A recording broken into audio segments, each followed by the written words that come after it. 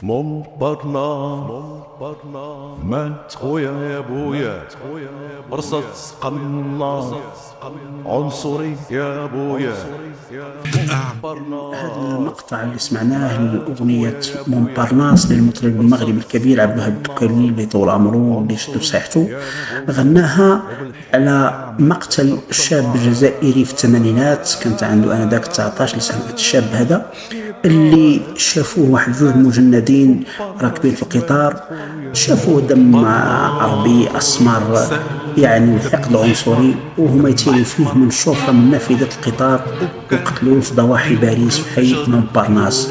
وهنا جات الأغنية ديال عبد الوهاب الدكري مونبارناس، اللي ربما هي يمكننا أن نرددها الآن ونطبقها على مقتل الشاب الجزائري أو الشاب الفرنسي بالجنسية الفرنسية ولكن الأصول الجزائرية، الشاب نائل الله يرحمه ويرحم كل ضحايا العنصرية والميز العنصري. الأغنية رائعة، يبدأ مونبارناس مات خويا يا بويا برصاص قناص عنصرية يا بويا مات خويا يا بويا.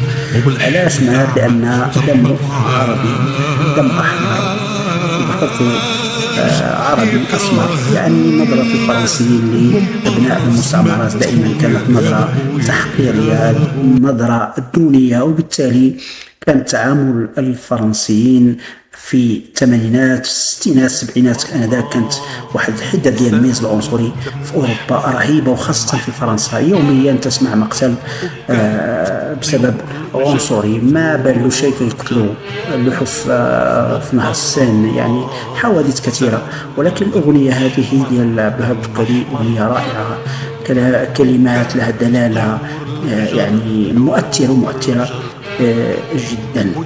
نسمعوا بعض المقاطع ديالها في هذا الفيديو.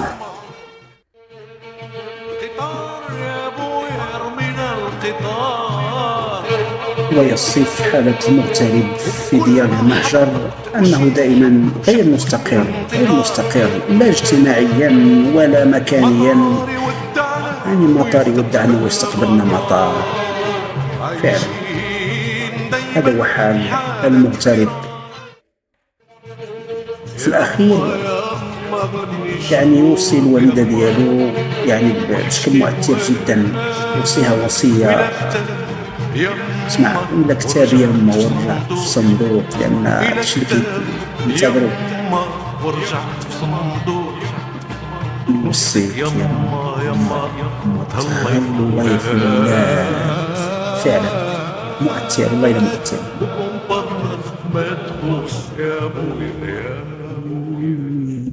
مونبارناس مات خويا يا بويا برصاص قناص عنصري يا بويا، وبالحقد أعمى تربى وعاش